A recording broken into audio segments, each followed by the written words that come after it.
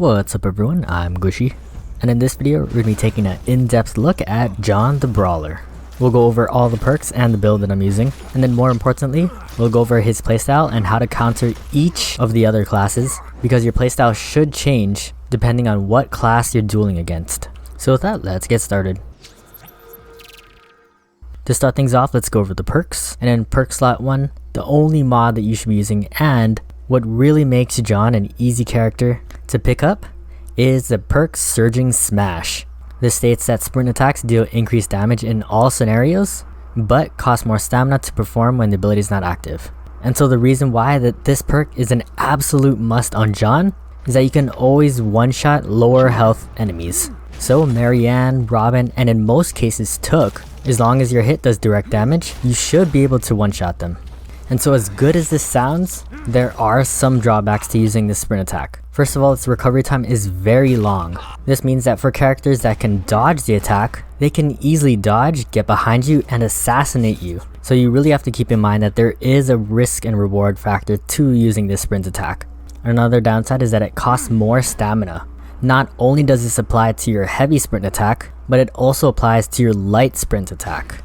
This may be a bug, but just keep in mind that if you are going to sprint and do a light attack, remember to always stop running before and then do a light attack so it takes less stamina. We'll talk more about this later when going over how to duel against each class. Alright, next on to perk slot 2. I think all perks in this slot are actually really viable. Stable Tank is really good for that increased health pool, and reducing blocking stamina is really useful against other melee characters. Sticky Explosive is also a really good option, as it's basically an equivalent of Robin's ult. Amplified Explosive gives you an extra explosive grenade and increases the damage radius. Given how strong the grenade is, especially when trying to defend the winch, being able to hold an extra one could be really useful. Finally, the last one is Cargo Carrier. This makes carrying the chest a little bit faster and also makes you winch the chest faster. There's the downside that extra gold is spilled, so if you're trying to get gold, this might not be the best choice, but if you're just trying to win games, this definitely helps complete the main objectives faster. And so Cargo Carrier is actually my choice for perk slot 2. Finally, in perk slot 3, we have Enraged Infusion. This is what I use, mostly because the light attacks deal more damage, and this is really needed when going up against the more evasive characters. So with that, let's go into how to duel against each of the other classes. Starting off with Marianne, which I think is the hardest duel.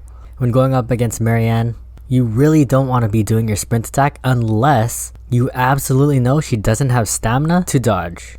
If not, she could easily dodge, get behind you, and assassinate you. So the preferred method is to actually use your light attack, which has the possibility of 2-tapping her. With our third perk, Enraged Infusion, and if Marianne doesn't have the increased health perk, you should be able to win the duel if you can get close enough. And that's the hardest part. You want to be closing the distance without taking any damage. Marianne's will usually shoot bolts at you to drain your stamina, which will eventually leave you open. So what you want to do is always use cover. This allows you to regain that stamina that you lost, because you have to remember that Marianne's don't regen ammo, so time is on your side. You have to play patiently, let your stamina recharge, and then go ahead and close the distance again. From there, what you want to do is throw out your light attacks and bait out her dodges. Again, depending on the perks, you have around 2 to 3 dodges before she runs out of stamina. And since you could do around 7 dodges before you run out of stamina, that should give you around 2 to 3 free hits in.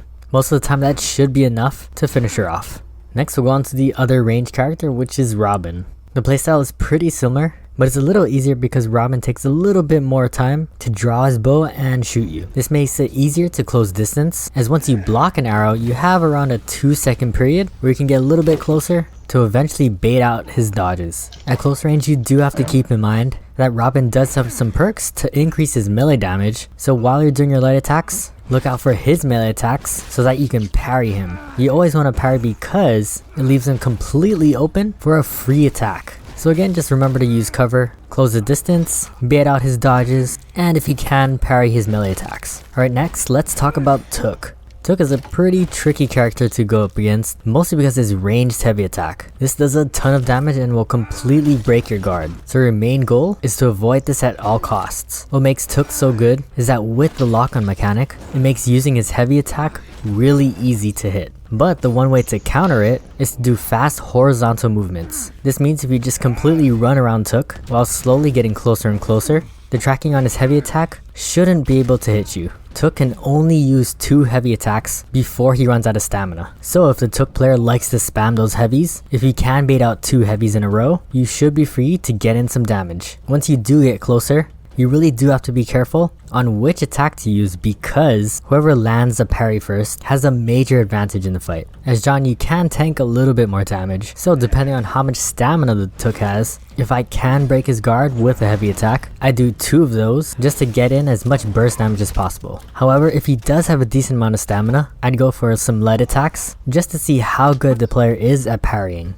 With your increased light attack damage, and because it takes so little stamina, light attacks are definitely the safer option. Finally, we'll go over how to duel with other Johns. In this matchup, it's all about stamina management. And so again, if you really get good at parrying, you have a major advantage in this matchup.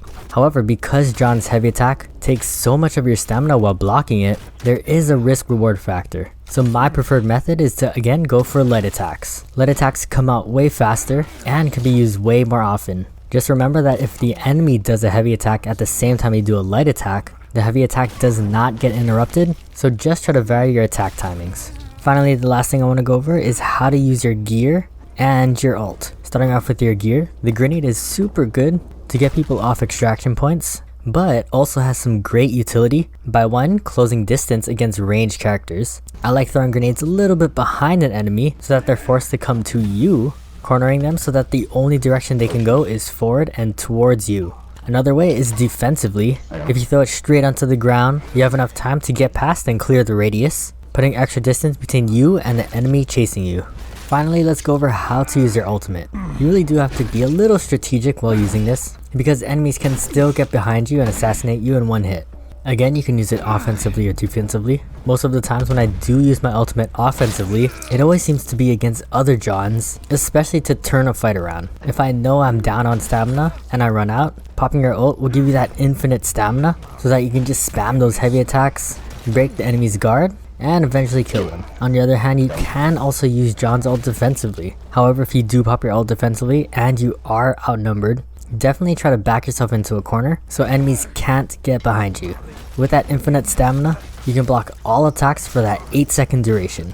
Usually when people see you cornered, they just start spamming their attacks. So give it around 3 to 4 seconds for enemies to drain all their stamina, and then follow up with some light attacks and heavy attacks if you know people are low. Another thing to note is that when you first pop your ult, you are stuck into an animation where John starts pounding his fists together. During this animation, you can't block, but you can cancel this animation by triggering any attack. So don't leave yourself open and just use that attack button right after you pop your ult.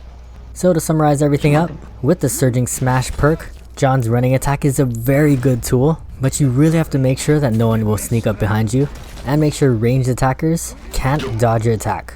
If not, because we run Enraged Infusion, John's light attack is definitely a good option. And honestly, in most situations, light attacks are the way to go. However, don't forget that assassinations are a very important tool to use, so if the opportunity presents itself, and you're safe to do so, go for those assassinations. With that, I hope you guys learned something in this video. If you did, please drop a like as it really helps me out. And if you enjoy the content, definitely subscribe because I'll be making a lot more videos on Hood, Outlaws, and Legends. As always, thank you guys for watching. Hope to catch you in the next one, and GG.